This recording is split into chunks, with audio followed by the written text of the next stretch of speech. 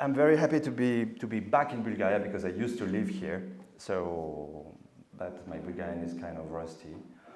I'm here to talk about technologies and how these could be a medium and also a way for artists, particularly, to express themselves. Um, just, I'll talk, but very briefly about me, because obviously I'm not that interesting as Gargana once again. Then just a few words about history, but I will not bother you with that. And then about how technologies today are driving a lot of artists, and at last how NFTs could help a lot of different artists.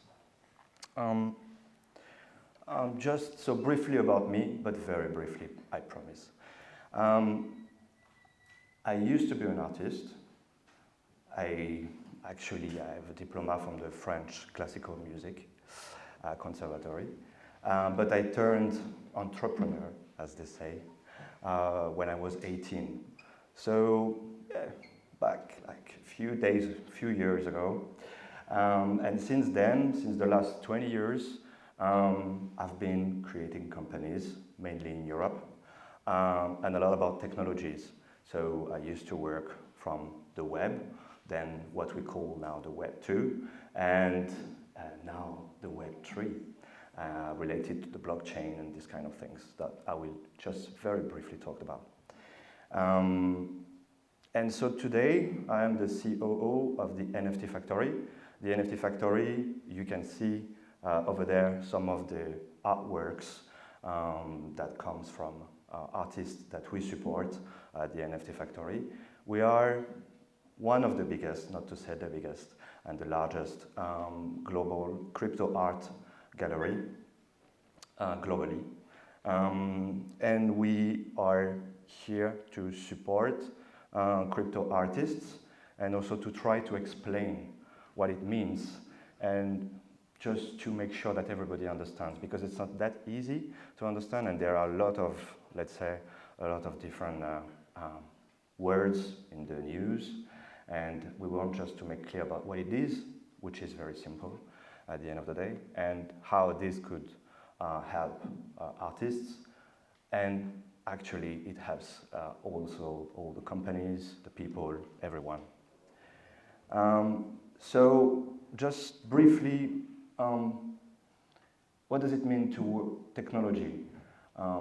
Technology has always been something connected with art, because if you look at, for instance, Leonardo da Vinci, well, he was a great painter, but he was also a great architect, he was also a great engineer.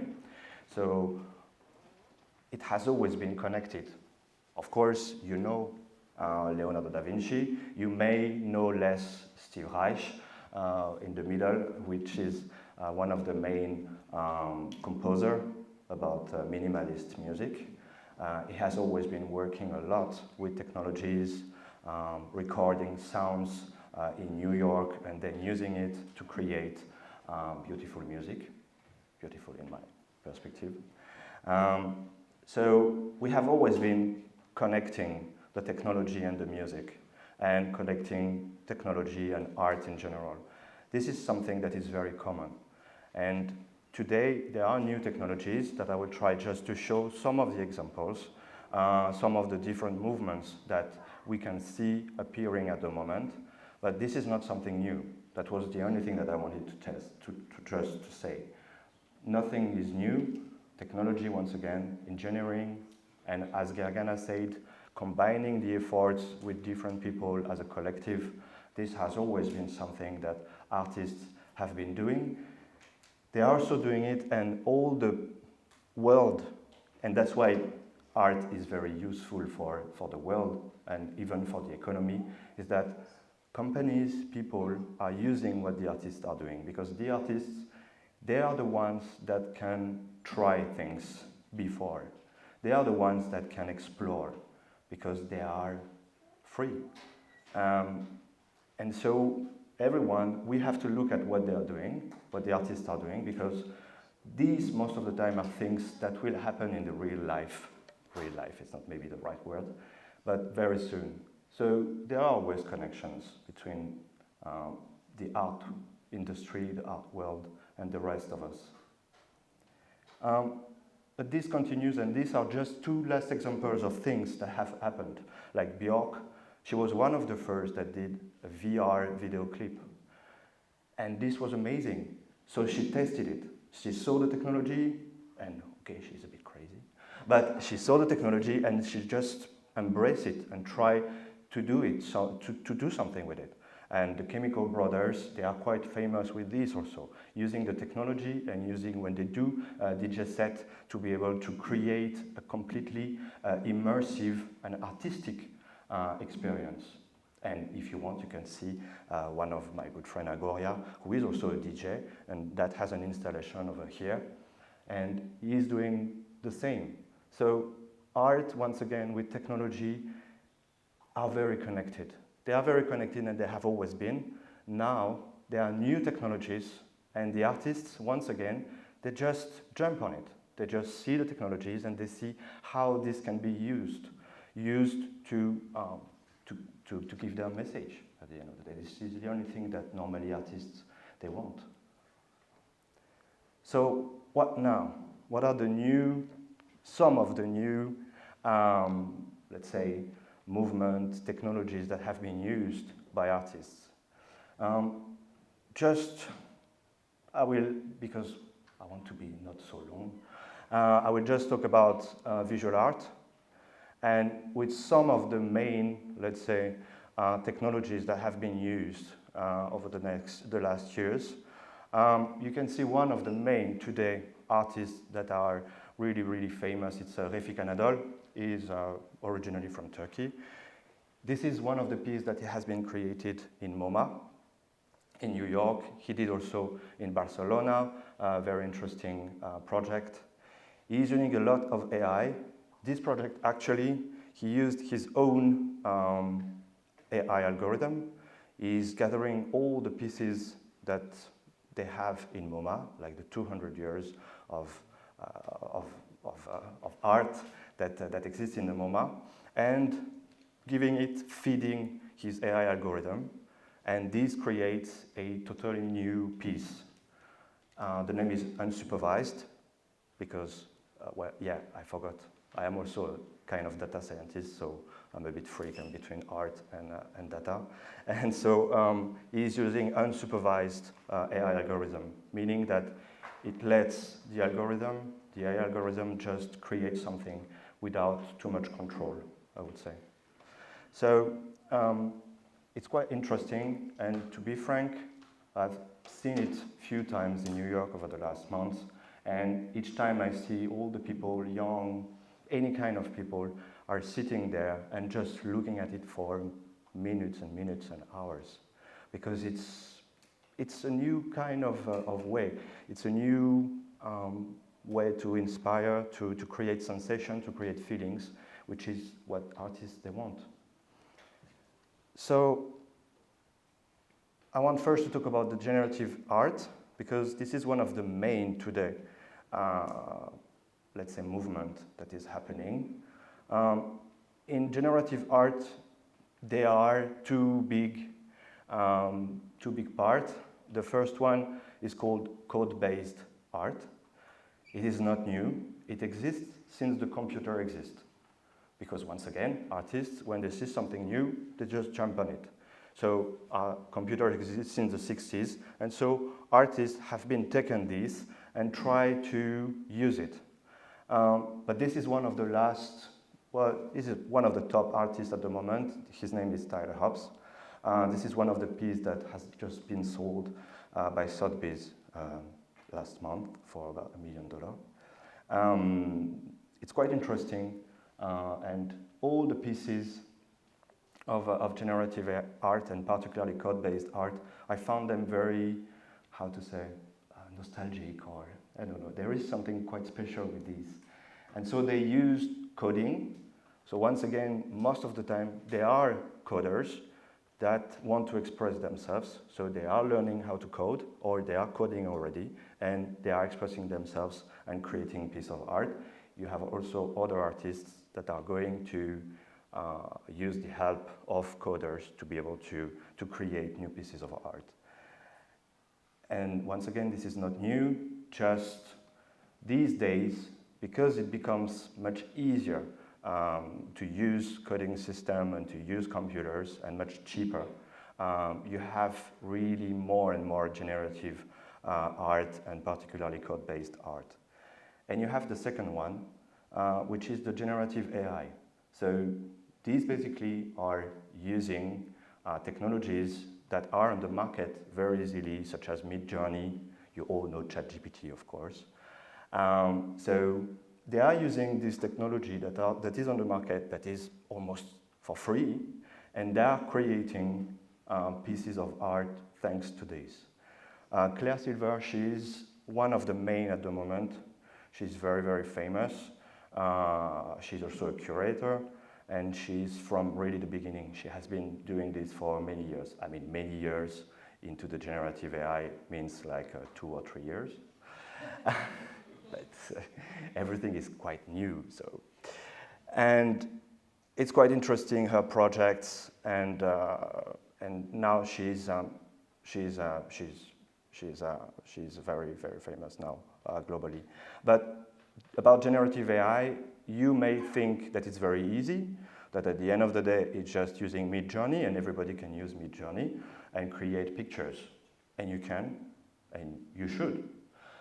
But doesn't mean that you will become an artist, and doesn't mean that your picture is art, because it's like a recipe. If I give you the same recipe of, I don't know, a tarator, we will all make tarator, but some of them will be like a 3-star Michelin, and others will be just like mine. So definitely, a recipe is not something that makes the good cook or the bad cook. It's the people. And it's the same with the generative AI. One artist, she was explaining me, she's using a lot generative AI, and she said actually that when she's creating a piece, she is, we call it a prompt. So it's everything that you are writing and saying to the machine. And she is incorporating inside some specific words, always the same. Some specific words that she will never say to anyone. And it is true that, and it's what we see, that when we see artists using generative AI, you can recognize their work. So they are using specific ways. In the prompt, they are creating something that will make them artists. So it's very specific, and it's not so easy to be an artist even with Midjourney. It's the same. You can create music, and you could create techno or house music, but you will not become Daft Punk because you use the same software as Daft Punk. So no, I want to be clear, because sometimes, and it's the same with every step, there always people will say, oh, I can do the same. With the same with Soulage or Klein, but no. And it's the same with generative AI. I just wanted to have 3 different artists. Corey Haber is also from the coding side. He's making mainly sunset. Maybe he's very romantic, or maybe he's trying to say something, but it's always sunset. But it's always very nice. He's using the technology that calls plotter, that you can see. So these are digital art only. They are not to be printed. I want to be clear, it's only digital art. Of course, at the end of the day, when you purchase it, you could print it, but that was not aimed to. This one is a very interesting artist. He is raising at the moment, since maybe a few months, but it became very, very famous. Rupranisto is from Finland. And he's using, once again, generative AI. Midjourney, I think he's using. but he's using it to create his own world. And that's very interesting because he's not trying to create a picture like a real picture. He's creating his own world, and this is about US. He has an old series about the US, and it's always very interesting to see his work. It's quite nice and quite famous at the moment. But as you can see, he's creating like a dystopia of the US, thanks to the Midjourney software. And the last one, Sasha, she's in a very new movement. This is something very new. This is called generative AI poem. So she's writing poems and haiku thanks to generative AI. So she's playing with the software, with ChatGPT and other softwares like that. And she has a kind of common understanding with the software. And she's creating beautiful poems. And then these poems are made into a digital art and sell it as an NFT. But it's very nice. And there are more and more people trying to use the technologies once again to be able to create something and to express themselves in their own way. The 3Ds, of course, this is not something very new, but the 3Ds has become very easy for everyone to be used to. Before, to be able to do a 3D, it cost a lot of time, rendering, big computers and stuff like that. Just now, you just need a computer, basic computer, and you can do nice 3Ds. But what we can see is the artists, they are once again trying to use it in a different ways. So Roger, he's French, that's why I say Roger. Roger Kilimanjaro, he has this very nice way. I find it very satisfying. All his work is very satisfying. And he's creating these pieces using only 3Ds. He's quite good in 3Ds, this one, I have to say. But Benjamin Bardou is using a very specific 3D system. So he's creating he's actually using cameras and then recreating with the cameras and with the software a 3D version. This is kind of Paris, but yeah, it looks a bit like Paris. And he's using, it's a bit also like a video game, like an old video game. And it's really another way. So once again, artists are trying to catch how with technologies and with 3Ds, for instance, they can create something quite new. And the last one, Siobhan, she's from Asia. She worked, for this project, she worked with a friend of her who is a really good 3D engineer. And they created a full series of a woman that does not exist. That's why it's by proxy. And it's quite disturbing because the series, she looks a bit real. But she's not. She's complete 3D person. I don't know how to say it. And it's very interesting because she has creating this full series with a lot of different scene of the life of a teenager in South Korea, but using only 3Ds. So it's very interesting, very nice, very poetic how she used it. I talked about her later because she's always very trying to do different things, Siobhan. She's very, very special. The next, of course, is AR and VR. AR and VR, so augmented reality and virtual reality. Of course, they have been used by artists. These are two projects that are for corporate world because, of course, artists and the corporate world, they have always also worked together because the corporate world is looking at what artists are doing and they are interested to work together. Ines, there are a lot of French, I'm sorry about that. Ines, it's very interesting because she works as, she described herself as some kind of makeup artist, but a digital makeup artist. So she's using a lot of different AR filter that she is creating with software and to create makeup. But she does not consider that makeup is here to make you beautiful or to hide the imperfection. She just wants to create a new version of you. But she was very frustrating. She's kind of famous today as an artist. She's with big galleries globally and stuff like that. She works with famous brands and stuff like that. But she was very frustrating that her work and the filters that she has been created, they were only for art. So she partnered with Snapchat because Snap is a lot into AR and art.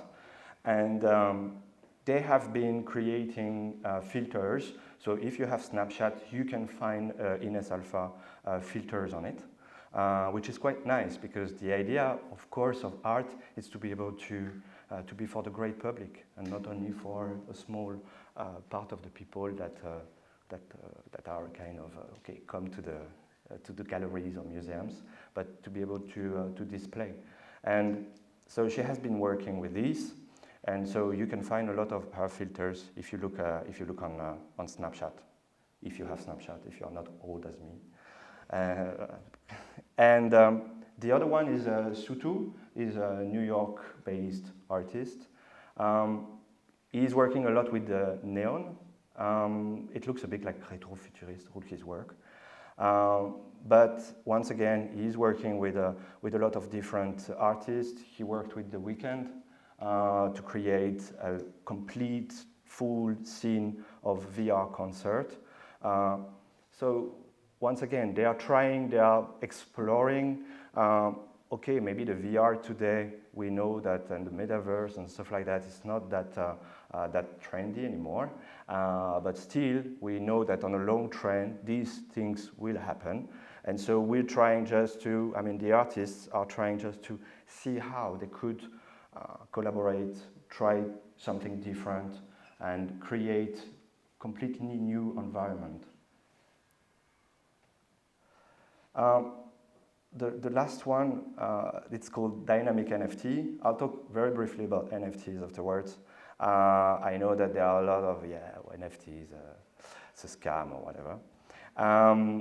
But NFT is just a technology.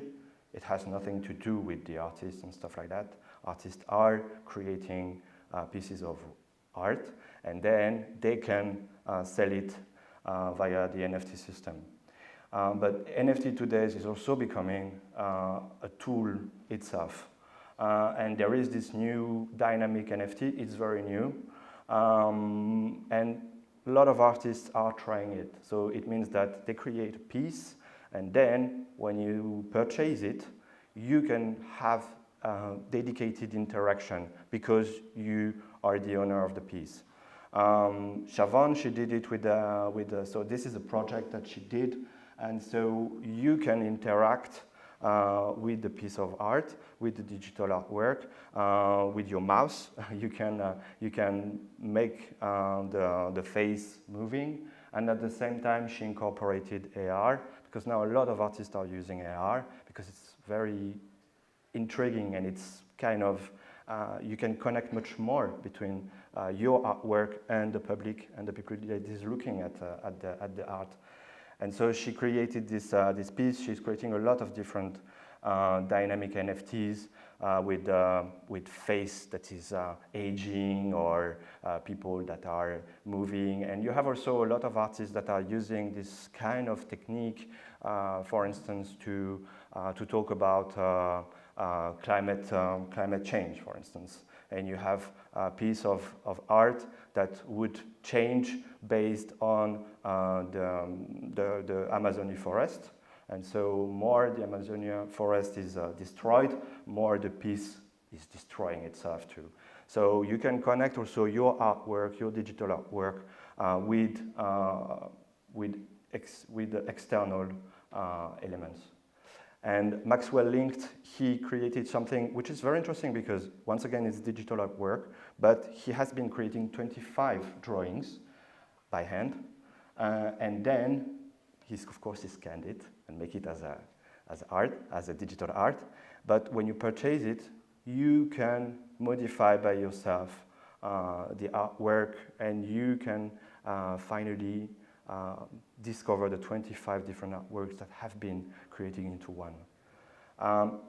So once again, we see that the artists, they are really exploring, and that's very interesting because when I look at the different things, and when I talked with corporate or with communication agencies, like are using ChatGPT or Midjourney, and they're like, no, we can't so far because these are things that we don't know in terms of intellectual property, we don't know about a lot of different things, but they are interested to see what is happening into the art world, because the art world, they don't care about all of that.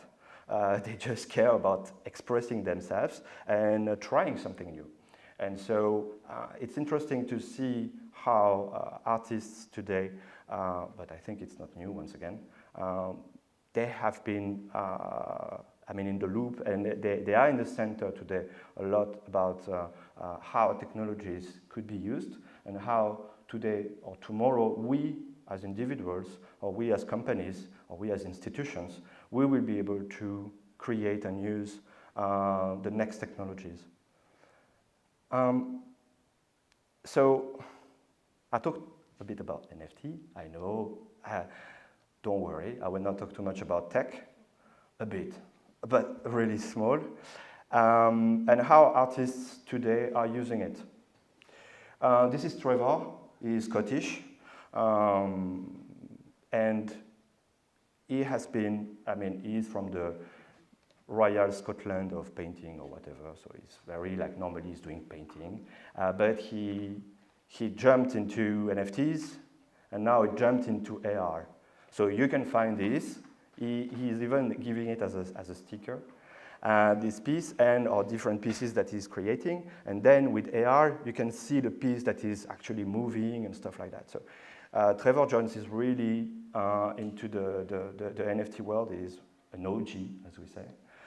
So one of the first in this industry, in this scene, and he is really trying different things once again. So a bit about Web3 and blockchain,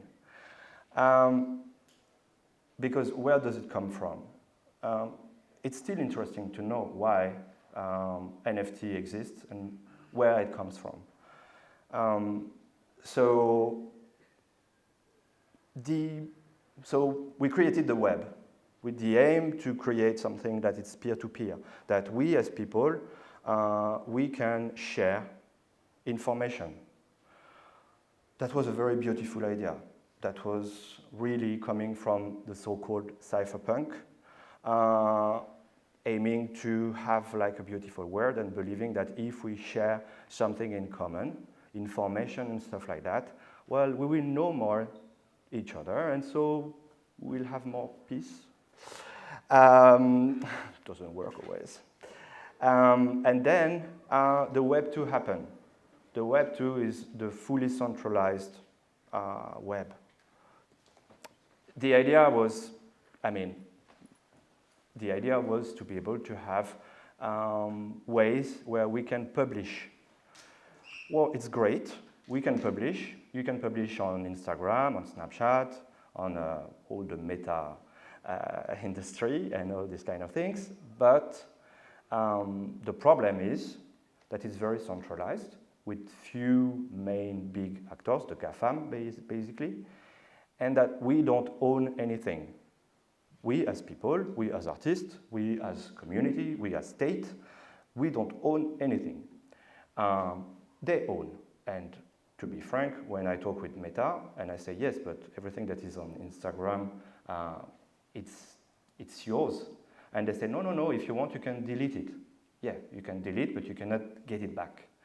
So clearly, there was a big issue here. It was great. Web 2 exist, and it's great.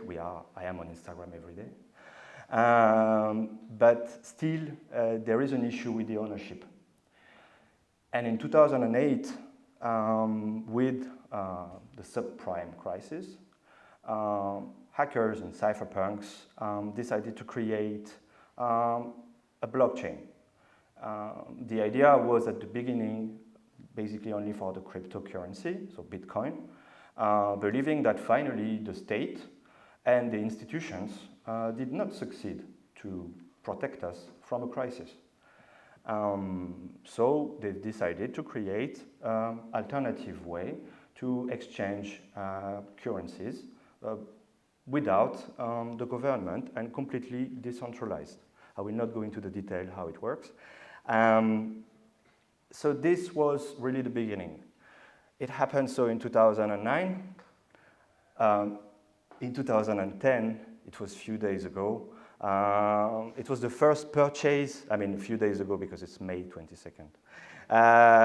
It was the first purchase in real life with Bitcoin.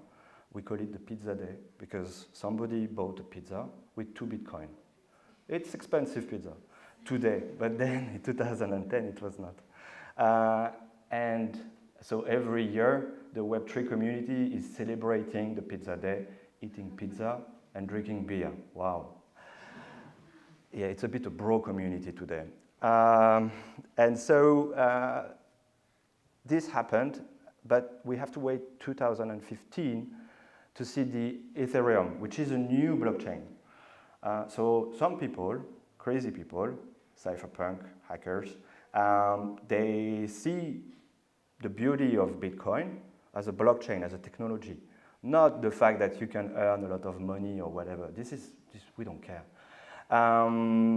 That's not the aim with the technology. And so they've created it, integrated something that is called smart contract. It's not exactly a contract, although it is named smart contract. But the aim actually is to be able, and that's very important for the artist later on, it's to be able to define certain rules. So when I create an NFT, which is a token, and I can transfer the token to somebody else, I integrate with it some kind of rules. And that would come very interesting for the artists. And so in 2017, so very few years ago, the NFTs started to exist, so it's very, very new. And of course, the first day, artists jumped on it.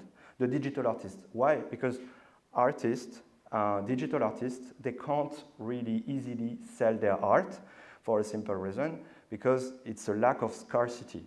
Meaning, if you do an image, like we have a lot over there, image or videos, you can multiply it many times. So it's very complicated for a collector to purchase it.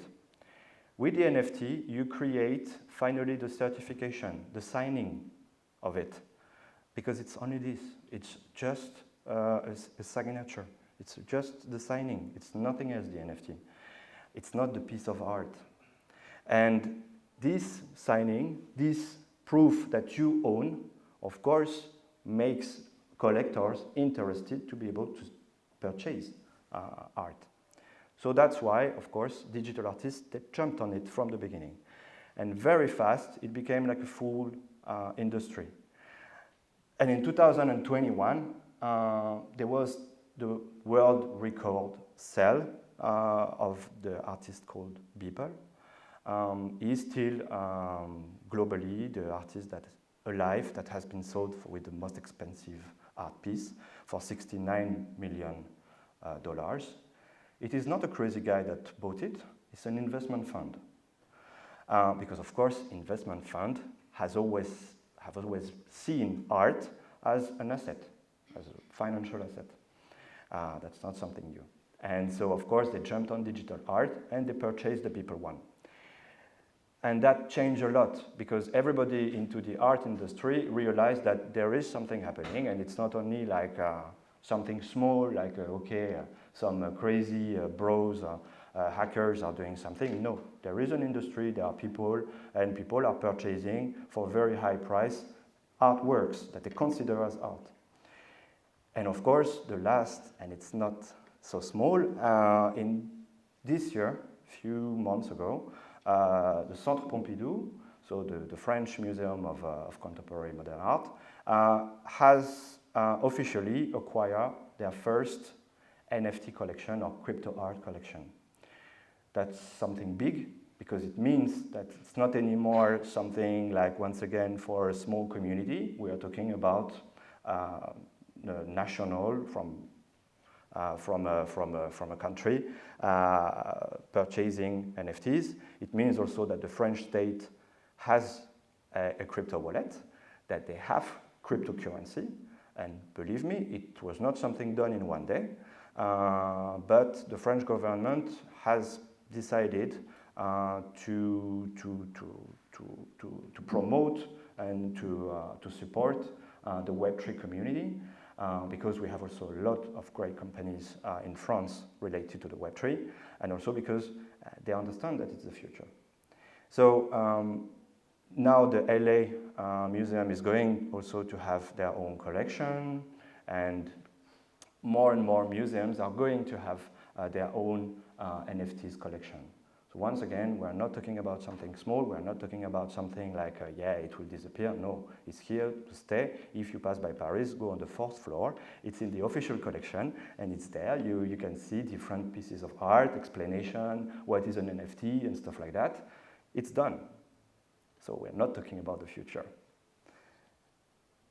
But still, just to be clear, it's a very early market, because if you create pieces of art using NFTs, we are at the beginning. If I compare to the internet users, we are roughly at the end of the 90s when I started creating companies in the web. And that was, everybody looked at me like I'm crazy. But they looked at me crazy when I say I moved to Bulgaria, so I'm used to this. People always look at me like I'm crazy, but that's fine. And so we are at the beginning, clearly, but I strongly believe that it will go much faster than internet, because first, everybody now has internet, and also because having a crypto wallet, because it's the way to be able to purchase, and I will not go into detail, but purchase NFT artworks, still is going to be very easy. Today it's a bit complicated. You need some kind of wish and will, strong will. It's not that difficult. You don't need tech understanding, but you need to be able to go there. I mean, and there are some complications in the way. But still, it's going to be much faster, I strongly believe. And so actually European Union is going to give us a crypto wallet without us knowing it in the next years. So that will help also a lot. But I will not talk about that, it's long. Still the NFT market, so these are the data from last year. So they are not, today it's maybe different. The main part of the market is still with the collectibles. We call it collectibles, the so-called PFP, which are, you may know, the little crazy monkeys, Bored Apes, or the Moonbird, and stuff like that. This is not art. These are companies that created communities, and they succeed to be great communities, to have famous people supporting them, like Justin Bieber, or Eminem, or Snoop Dogg. And so, of course, it becomes very trendy. And it's what people call NFT today, but it's not. Once again, NFT is just a tech. It's like if you say music MP3 does not exist. You have music and MP3 is a way. It's the same. You have artists, and artists still, it's 14% of the market. It's big, because if you believe, I mean, it's about $3 billion industry already in few years. Why? Because it's very easy for people to be able to purchase compared to the normal, the traditional art. It's complicated to go and stuff like that. With the digital art, and thanks to the NFT, we can purchase on the primary and the secondary market very easily. So it makes like a full new market existing very, very fast. Of course, over the next years, this will change radically. Collectible will be just a very, very small part, because collectible is just, it's your status. It's like if you have a bag Louis Vuitton or a car Ferrari. A bag Louis Vuitton is just a bag. You have a Zara bag or a Louis Vuitton bag, it makes the same. If you have a Twingo or a Ferrari, same. Basically they are the same. The only difference is your status. You want to show something to the people. It's exactly the same with collectible. So it will be big because status is still big, and LVMH is the biggest company globally. So it works, but still there will be a lot of different things that will happen over the next years. Now I just want to talk briefly, because I'm late, with some of the artists and some of the projects that exist at the moment and that are quite interesting. So NFTs can be really good for artists for different things. First, they can sell their art directly to their community.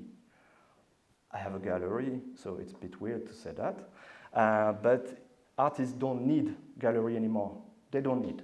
They can be on Twitter, because you have to be on Twitter if you want to sell NFTs, and create their community, build their community, and sell directly their piece of art to their community. It changes everything. The galleries, they need to understand that today, they are not the only one. Artists can be alone. To be frank, at the moment, if you go to a school of art, they are not teaching them that. They are still teaching them that, yes, the gallery is part of the industry, this is how it works. It's not anymore. You can be an artist and sell directly to your audience. You have to build your audience, and of course you have to find the people that like, but they can directly support you and buy what you are doing. That's amazing. Of course, galleries can be good, because galleries can help, try to understand, try to put one artist into a big movement. They have their role, but their role must be different. The second thing that is very important is to secure the revenues, because I talked briefly about this before, but there are smart contracts into the NFTs, meaning that if you sell your piece of art into the primary market, so you as an artist, you sell directly to a collector, but this collector is selling it on the secondary market, and this happens a lot. You as an artist, you receive automatically your resale rights. It's directly into the contract. Nobody can change it. It's not exactly true, but as an artist, you are going directly to receive your resale rights without doing anything. That's amazing, because for artists, music, any kind of art, it's always very complicated to receive the money back when you have things that are on sale and stuff like that. Here it's directly, it's automatic, so nobody has to care. It's directly into the contract, everybody knows it, and it's clean. So that's nothing. Of course, you can fund your next project, and I will show one example, very interesting. So artists are funding their projects with NFTs, giving some shares to their fans, which of course involved the fans. It's a bit of like the crowdfunding, but crowdfunding is not using so much by artists. But with NFTs, you can create finally a project, an artistic project, and sell it somehow to your community. That's something very new also, because you involved your community, so it means that the fans will also maybe have shares of the rights of your music, of anything that you do, and so then, of course, they are your ambassadors. So that's very, very interesting how we can switch and shape something much different for the art industry in general. Some examples very fast. Another block.io. It's a platform to invest in music. So you can purchase shares of music. It's quite mainstream. another blog.io, but they sell very easily. Of course, when it's David Guetta, they sell very, very fast because it's a kind of investment. You like or you dislike the music, whatever, you know that it will work. And so people are purchasing NFTs, becoming small shareholder of the song somehow. You have other platforms such as this one, and it becomes very, very common. And once again, for the artists, it's a way to be able to receive money in advance and to be able also to have ambassadors that are going to promote the music that they own. The second one is very original. It's Nouns. DAO, I will not go into the detail what it's a DAO, but it's a kind of decentralized automation organization, meaning that it's a kind of association where nobody decides or everybody decides. And this project Nouns, every day they release an NFT. The price of the NFT is not that small because it's about 26 ETH, so it's about 70,000 euros each. So every day somebody is purchasing an NFT of 70,000 euros and becoming part of the Nouns DAO. They have a lot of money, obviously, because they are doing it every day for the last 2 years. And they are, you as an artist, you can go there and propose your project. And if they like the project, they are going to finance it with the money. It's a non-profit organization. So they are just doing it for fun. Yeah, who is doing it 70,000 euros for fun? I don't know. If you have a bit less money, you have Lil Nouns, but it's still 4,000 euros each day. So you still have to have 4,000 euros to invest in it. But still, it's very interesting because you see people are trying something different, exploring once again, and supporting artists, supporting artworks. They have done because they can finance a few 100,000 euros each project. So they create very, very interesting stuff. Not only art, but also a lot about art. And just at last, two artists that have been really doing great. Daniel Allan is a musician, and he sold NFTs for about $1 million project to finance his next project. He's not that famous. It's not like a Justin Bieber or Eminem, but he has been able to create a community over the last 2-3 years. And he said, okay, I will have a new project, a new music. I want to auto-finance my next album, which is his first album, actually. And so he asked the people to buy NFTs in exchange of shares. So people are purchasing it. Of course, they are doing it to support him because they like what he does. But at the same time, if it works, they will get a great reward. So that's very interesting how it works and how this, once again, it completely changed, for instance, the music industry. Because before you had this big label and they control a lot, and now the artists, if they want, and they put a lot of effort, well, they can finance by themselves their next album with the community, with the people. Because we come back always, that's why I was talking about the blockchain. Okay, it's good, the organization, the state, the institutions, but we can also, together, thanks to the technology, create something without organization, without somebody deciding for us. And Jack Butcher is the same, he's an artist, he's actually a visual artist, and he has created this project, which is quite fun, but he succeeded to make it as a brand.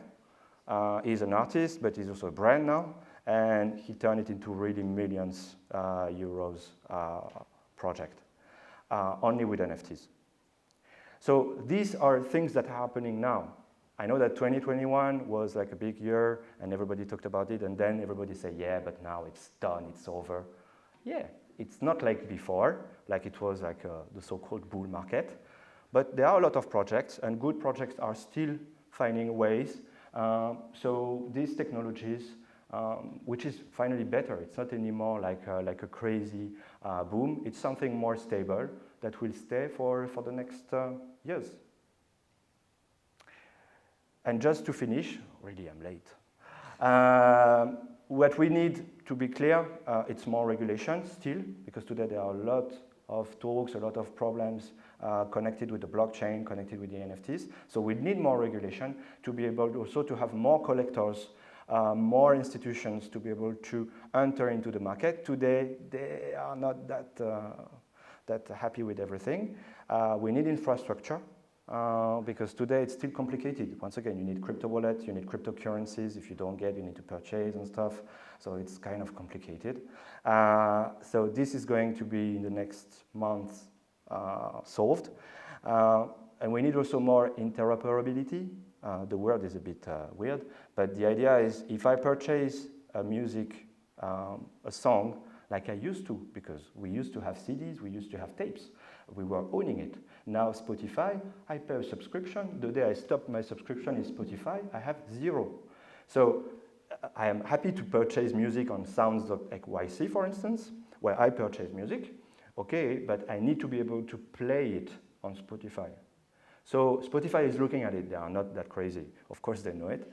The industry now is moving, and very soon we will be able to have interoperability between the different systems that will help to also be able to the NFTs world to exist. And once again, and with all of this achieving, yes, we will have much bigger audience. And we will have also institutions and stuff like that that will go into the NFTs. Although they are looking at it, they are just a bit reluctant. So we need more time, but very soon everything is going to be fine. Yeah.